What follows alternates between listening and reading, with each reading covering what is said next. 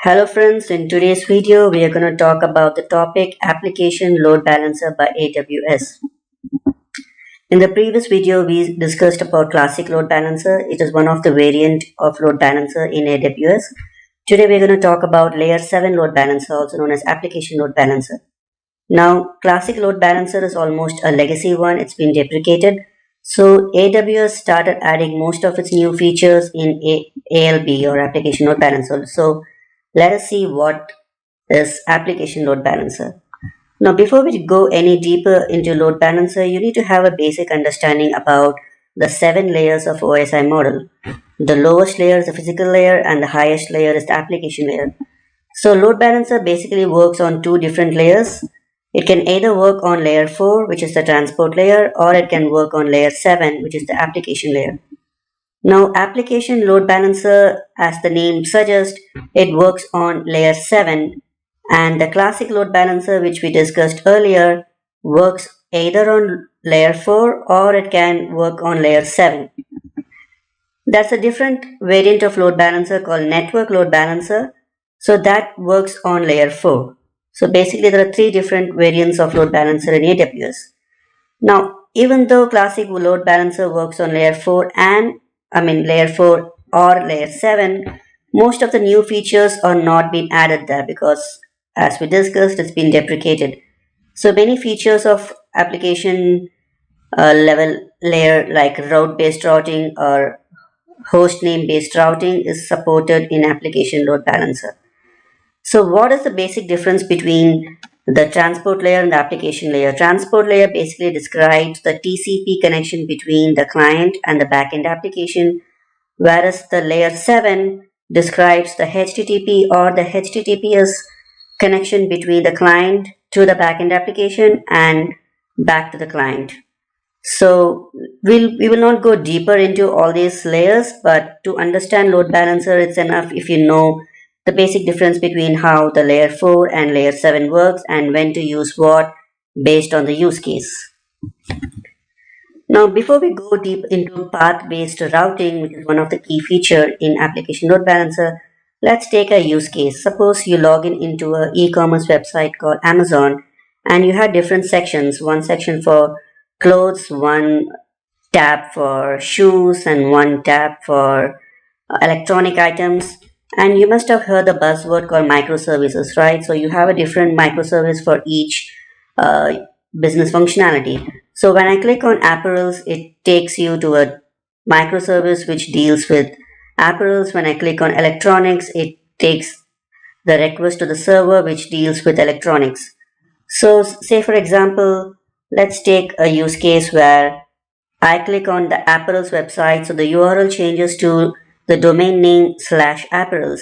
So when I do that, it takes the request to a set of servers which deals with the functionality of apparels, or it forwards the request to a microservice which is related to apparels.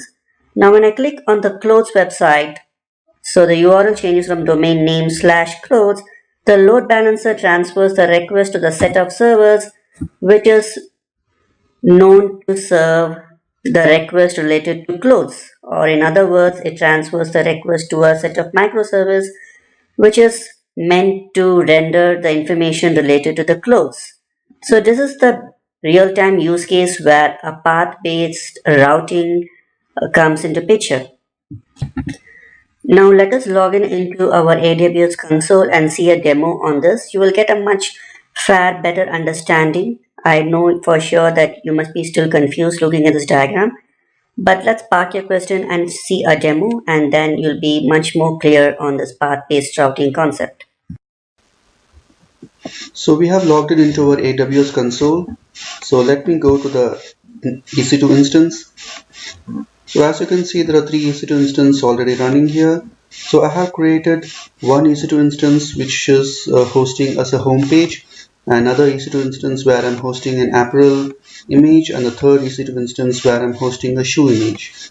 So in actual scenario, let's imagine something like you're having an e-commerce website, and if I click the apparel section, it should take me to a target group where all the microservice related to the apparel functionality has been deployed. And if I click on the shoes URL, it should take me to a target group where the microservice related to the shoe functionalities has been deployed.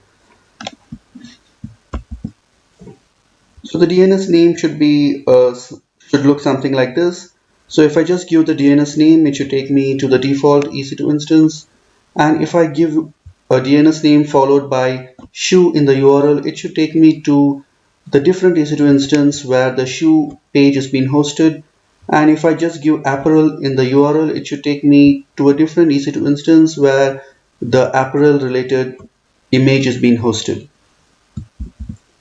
To confirm this, let's check. Let's go to the choose, copy this public address, click on new tab, and let's check whether the image is being hosted. Shoe slash JPEG. Yeah, so this is the image which I have hosted in this EC2 instance. Similarly, let's check apparels.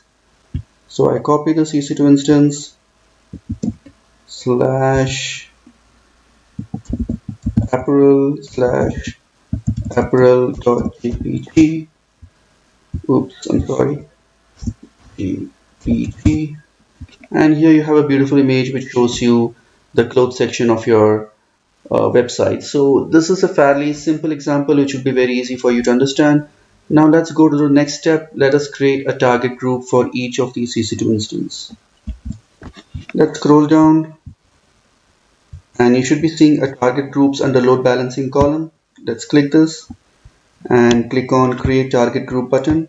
Let's select the default instance option and let's give it a name. Let's say TG default and scroll down and click on next. Let's select the EC2 instance where our home page is displayed and click on include as pending below and create target group. Similarly, let's create another target group for our shoes. Let's call it as TG shoe and select the EC2 instance where we have deployed the static image of a shoe and create. Similarly, the last one, we will call this as TG apparel and click on next and select the EC2 where we have hosted image of clothes section. Just cancel, include as pending, create target group.